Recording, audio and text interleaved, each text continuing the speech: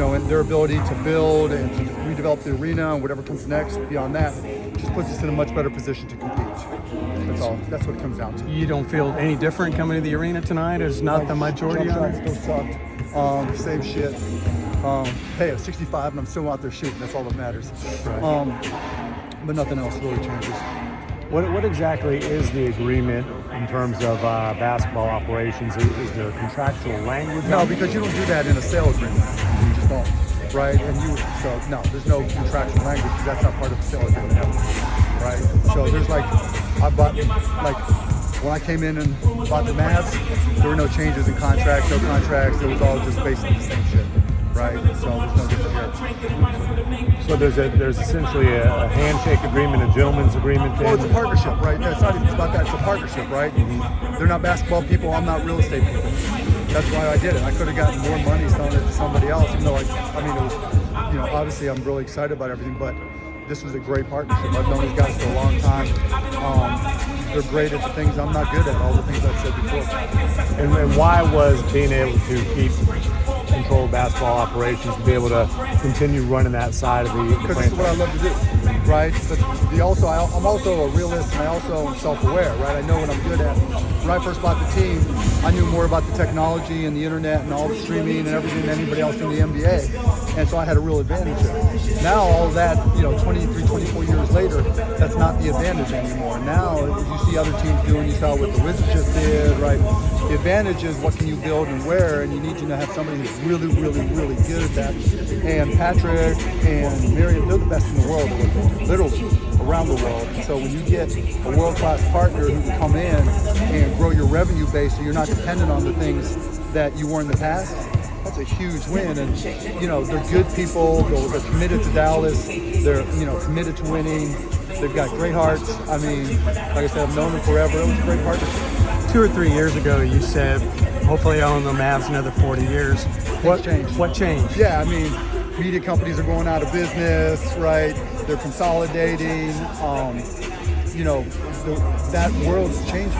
And so what went from an advantage was not so much an advantage anymore. And so, it was always, okay, I wanted to build, and then it was 2-3 years ago, I started talking about a casino and destination resort. And I knew, and I told you guys then, I wasn't going to be one to build it, right? But as it makes sense, if someone's going to come in as a partner and invest potentially billions of dollars, they're going to want equity. How does this benefit the basketball product?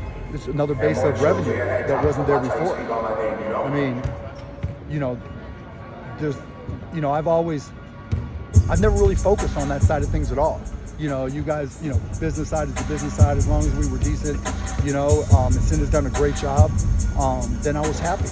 And, losing money was like part of the drill, but it just changed, your largest revenue source goes away, and you guys know how the media landscape has changed. It's not long before AI is going to be I'm still standing, baby. I just had to give you shit. I called that a long time ago. It ain't got to me yet. I know, but you know what I'm saying. I just like to fuck with you. But, so all that changed. And to be able to get the best of both worlds with a great partner, that doesn't come along all the time. And it's better to be ahead of it than to be behind it. Is it still your belief that the new arena will be built in Dallas? Or is that for sure.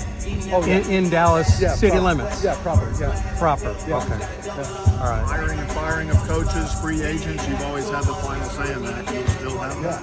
Yeah, unless you're going to go hire somebody that costs $300 million a year, You won't have to go through Patrick for all that stuff. You can make those decisions. So Mark, what happens in 2 years if the Adelson family doesn't like how the basketball's going? I mean, it's like anything else. I guess they'd have final say, for sure. He's the governor, but, it's not like I have a contract in the job and I get a salary, so, I'm sure we would work it out. Do you have any sense when they may come to a game to meet fans? At some point in January, he's talking about coming to a game. Now, how will decisions in terms of like luxury tax and basketball He budget? basically said, just do what you got to do. I want to win. So And that's your message to the fans. Yeah, for sure. We're financially we're in a far better position this afternoon than we were yesterday afternoon to be able to compete like that. So, what did Tillman say about being a middle-class billionaire? You know, those are facts in this day and age. You know, it really matters. And so having, the partnership and having, eventually new and deeper revenue sources allows us to compete better. And, talks to Packard a lot, Miriam and Savon, and they're committed to winning. Has the money actually hit your bank account? Are you still a middle-class billionaire? Relatively speaking, yeah. But I still own 27%, right? And those of you who watch Shark Tank on Friday nights on ABC know I say all the time that, from this particular case, 27% of a watermelon is a whole lot better than 77% of a grape. And so I think, the value of the asset went up significantly. So from that side, it's really, really good for me. But I think, again, from the fan side, it's a huge plus. I mean, they're committed to the city. They're, I feel really confident and comfortable, right? It's not like, okay, we'll see what happens. It's not the way I feel at all. I mean, they're not trying to come in. Like, I came in, I wanted to be a basketball person, right? You saw me out here hooping and this stuff. That's not them. I mean, I wanted to be the tech guy, and I raised hell on technology and changing all that. That's not them.